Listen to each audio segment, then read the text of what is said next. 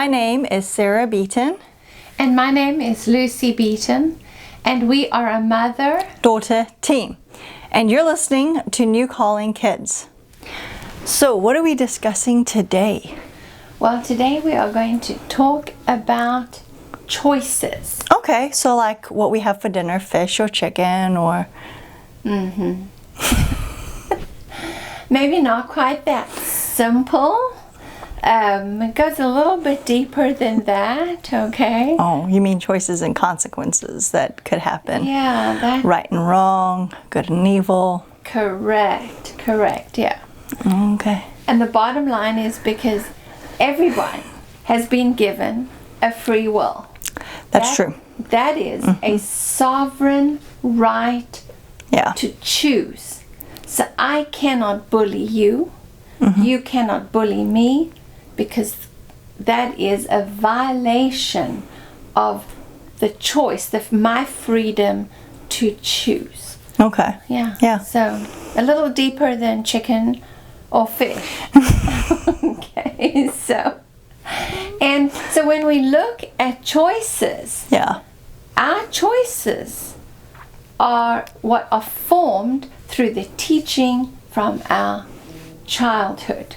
Right. And so it's very important to recognize and know that everybody, particularly parents or guardians in a child's life, are the ones that are modeling and setting and guiding a child or teaching a child what the right and wrong or good and evil choices are. But I think also not just parents, but also now I think teachers in today's society, and I definitely say coaches, especially when it comes to like middle school and high school. You know, like when a football player hears like, "Hey, you were great, son, good job," you know, that football player kind of hears, "I'm good, the coach likes me," you know.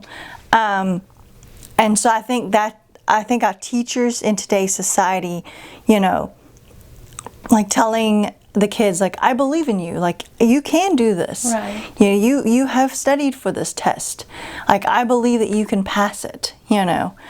I think that is a big thing in our society now, you know. Yeah. And children are watching. Yeah. They are the best recorders of anything and everything that is going on around them.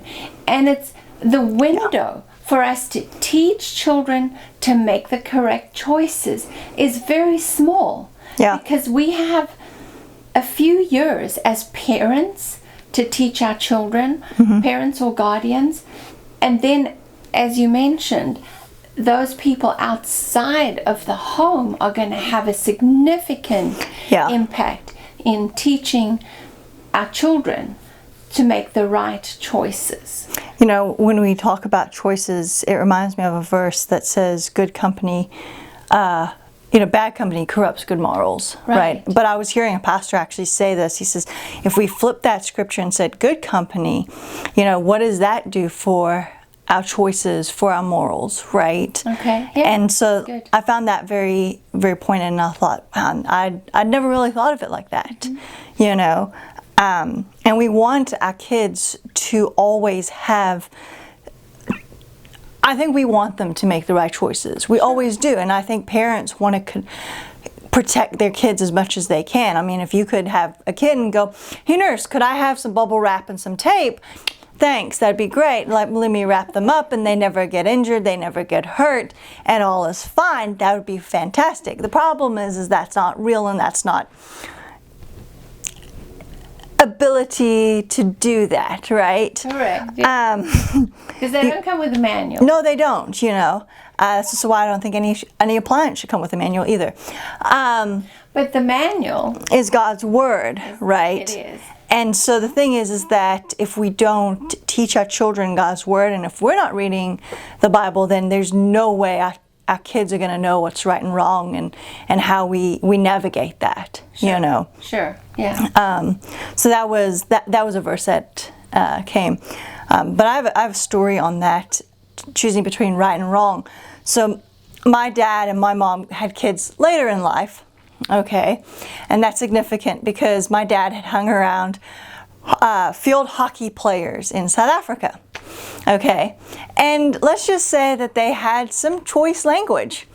And my dad said damn all around the house, and I one day said damn. And I pointed out to my mom, I said, you said that we can say as kids anything that you and dad say because that's what they were showing us, right? And so anyway, I guess you and dad had a conversation and y'all were gonna not say the word anymore and all that. It didn't last very long, but I remember when Dad's very first time saying it after this discussion, I went to Dad and I was like, Dad, you're not allowed to say that. No, Mom says you can't say that word anymore. And there was no consequence for my dad to say it, but there was a consequence if I said it. So, I mean, I personally think that there should have been a consequence if Dad said it, but I mean, I wasn't the parent, I was the child. So. And we had agreed.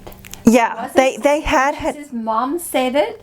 It was actually really an agreement of what it was, but it was the aspect that I think you didn't like your kids saying it, okay? And I think it was the aspect of like, hey, we're not going to use this word, which was more, and I read it more on, Dad's not allowed to say this anymore because technically Mom was now making this rule, you know? And so it's amazing what kids hear because like if one parent says it and the other parent doesn't, okay, then technically it's and yes, that's a very small, minor thing in a relationship, right? When people get married. But it's that small aspect of like, what choices were you raised up with and what choices was I raised up in, right? Yeah. And so I think that's where you go, well, what choices are we going to allow kids to make, you know? Anyway, I thought that was hilarious because it was the aspect of there was no consequence for one person, but that's okay. And we're telling you that there is always a consequence for any choice that you make, okay? Yeah. Unfortunately, my consequence was that I got my mouth washed out with soap. And washed out meant that the soap was grated onto my teeth, like it stuck here. She tried pepper, and I went, I like pepper. Effective. It was not. So she went with soap. And to this day, when I get soap in my mouth, I'm like, oh, I feel like I've done something wrong. Oh, I hate the taste. Well, you know, we talk about the role models in our lives. Yeah. And the people who are an influence. And I have a story of when I was younger than 6 years old. Okay. Okay. Now, my grandfather was a sheep farmer. Okay. Okay. And I don't think I've heard the story. And at the end of the day, the laborer would bring the sheep in from the field, and he would bring them into a fenced enclosure so that they would be protected from any predators that could be out there. And then my grandfather would go and walk amongst the sheep in the evening and just basically checking them out or observing them and seeing that they were in good condition. Right. And did he check each sheep? No, he would. It would be more a case of walking amongst them and seeing if there was any issue. Okay. Because there would be a clear manifestation. Okay. I won't go into the details of that. But anyway, he'd be able to clearly see if there was something that needed to be addressed. Okay. But my grandfather had a pasture, and part of that pasture was to walk with his hands behind his back. And one day my mother overheard me say, well, she actually saw me walking in the same posture as my grandfather, and then made the same comment that he would make when he walked amongst the sheep. I'm guessing it probably wasn't a very savory. He had some choice words there. And so I do not remember ever being corrected about that. I think my mother was very amused and was not in a place, therefore, to be able to correct me. But she did tell me that story some time later. Actually, I was an adult when she told me that story. Okay. And so, but we just never know. Yeah. Our children are watching. Yeah. They're watching and making a decision on the choices. Right. Okay. Now, so let me, right and wrong Yeah. and good and evil are basically boundaries. Right. Okay, that's what, so when we teach our children right and wrong, good and evil, we are teaching them the boundaries. And as Sarah just said, though every choice in those that we make, Yeah. they have a boundary, and if you overstep the boundary, that's when you suffer the consequence Right. of the choice that you have made. But there's a choice, or there's a consequence for making the right choice, right? And there's also a consequence for making the wrong choice. Right. So like when I said, damn, the consequence was that I got caked up soap all on my teeth, okay? But whereas she thinks it's hilarious. Well, Whereas, like, if you make a good choice, I don't think we demonstrate, like, hey, you made the right choice and this was the good consequence choice that you made, right? Like, right now, Mom made a poor choice of picking out a 1,000-piece random cut puzzle, okay? And the challenge is that her consequence right now is that this puzzle gets moved around the house because it's extremely hard, right? It was a good choice when you look at it, but in essence, it's given you the consequences that you're having to move this board with randomly cut. And I'm not saying like they're random as in like, oh, one's big, one's small. No. Like they're really weird shape. Like they don't even like connect like this. They kind of like connect like this. And you have to have another piece that connects them to hold them together. Okay. so let's talk about the puzzle. Okay. But that's a consequence that you're having to deal with to move it around the house. Like we have company over. Oh, we got to move it to the spare bedroom. Oh, well now Josh, your son is coming over. Now we got to move it back to somewhere else. Well, where do you move it? Because we got a baby and a dog coming, right? Yeah. So it's kind of like, where do I move this puzzle that doesn't, right? She's getting passionate. But I'm just saying that there is a consequence. Right, a puzzle's not a bad choice. Okay, so let me talk It's about not evil. Okay, we have enjoyed Right. doing puzzles. It's something that we would enjoy relaxing doing in Right. the evening. So now this puzzle is different and it demands a different attention. So part of, if you look at it, I mean, and this could sound crazy, but the consequence of this random puzzle, it's not really as relaxing as we had Right. anticipated. Right. So not only is there a consequence of moving it all around the house, but there's a consequence of us potentially moving pieces, right? There's a consequence of us not enjoying the puzzle as much as we want to. There's a consequence of, like, there's just so many other consequences, but we don't think of, like, when we open up a puzzle going, yay, there's going to be a consequence, a good choice or a bad choice, right? We just go, it's a puzzle. Right. Right? So anyway, that's actually a really good analogy, that puzzle. Man, as much as I don't like that puzzle right now, it's worked wonders for this podcast. Well, so the other thing about choices, okay, is that each person is responsible for their choice. So hold on. Okay. Hold on. Okay. We're not talking about the puzzle now. I wasn't going to say about choice. So we cannot blame somebody else for the choice that we make, okay? Because we have to be responsible. We have to recognize that I made that choice and therefore I will have to deal with whatever the consequence of that choice is. So that removes us from being able to point a finger on somebody else because we made the wrong choice. Okay? And in that, though, if you make the right choice, Right. the benefit and the consequence of that is there's a blessing. Right. Good comes out of a correct or a right choice. Right. Okay? Well, I was going to say is like when a kid disobeys, you don't punish all the kids, right? Correct. You just punish that one child, because otherwise then all the kids go, oh, well, if one kid makes a mistake, then all of us get punished, right? And I don't think that's the right way to teach children on the aspect of consequence, because that's not. If you were speeding and all the other cars around you is not speeding and the cop pulls you over, the cop's not going to pull over everyone else, Correct. right? He's only going to pull over that one person. But the way that we teach, if we say this whole class is getting, like a citation, let's just say it like that, that's not how the world works. Yeah.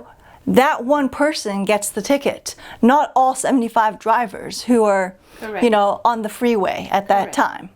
But if you get in a group, and Right. there's a group situation, even if there's a leader to that group, and the group goes along with a negative decision or choice, Yeah. the whole group will suffer the consequences. So why do we talk about choices and their consequences? Because choices, the consequences are to bring correction. Right. Okay? So a good choice, there's a blessing. There's a benefit, a positive benefit. Okay? A wrong choice, there will be correction. Go back to the soap story. Yeah. Okay? There's correction and punishment. Why? Because the goal is that the child recognizes that they've overstepped the boundaries, and then for them to learn not to overstep a boundary, okay, they recognize they're responsible for that, okay, but right now while they are in the parent's control, it is the parent who will correct and punish. If we don't teach our children, then ultimately the establishments in society will enforce correction and punishment. So that's why it's up to us as parents to teach our children. You don't run into the road, right? You don't run into the road. The reason why is there could be a car. There could be a dog that's not on a leash, right? A dog is a whole lot, potentially, let's be honest. The dog is potentially a whole lot worse than being hit by a car. Okay? I'm just saying, here's the thing. I know instances where the dog bite has caused the kid to be in the emergency room. That's what I'm saying. Okay? But what I'm saying though is like the dog bite is worse than like being hit by a car. And the thing is that neither one of those you want your child to experience. The thing is that you teach your child you don't run into the middle of the road. Correct. Right? Correct. Because the consequence could be death. Right. Right. And you don't want that as a parent. Right. Right? And that's very small compared to like you may be driving incorrectly, right? And the establishment says, well, now you're getting a ticket or something like that. I don't know. Apparently I'm stuck on tickets. And ticket is a cultural term in South Africa. Here in America, I think they say a citation. Oh, sorry. Okay. My bad. I'm sorry, everyone. We'll put a link at the description of the bottom of this, as well as the verses that we use in this podcast. Right, right. Okay. So the importance of teaching children the right choices is to establish boundaries so that they know. And without going into any detail at this point, because we're going to wrap up, but I have another story. Oh, well, I have to put that next time. But the reason, such a good choice story. The reason we teach our children these boundaries is so that they can understand when their boundaries are violated by a third person, Yeah. or an outsider. The other thing is that they recognize a security, because when they go back to my little sheep illustration as a child. Yeah. Those sheep were brought into an area that had boundaries where they would be protected. And it's exactly the same when we teach children how to make the right choices, or what the correct choices are. We actually are establishing a security, because they know what the boundaries are. If your child's acting up, check out the boundaries. Yeah, that would be a good one. So apparently my story has to wait. So we'll have to do another podcast about choices. So how are we going to encourage? I think one of the ways that we can do encouragement for this podcast is how are you going to help people know what their choices are? Like, how are we going to help someone like have the right choices, make the right choices? Well, the question that I would ask, and right now I am actually at a point in my life where I am with some people that I'm constantly asking them the question if that was a good choice in that situation.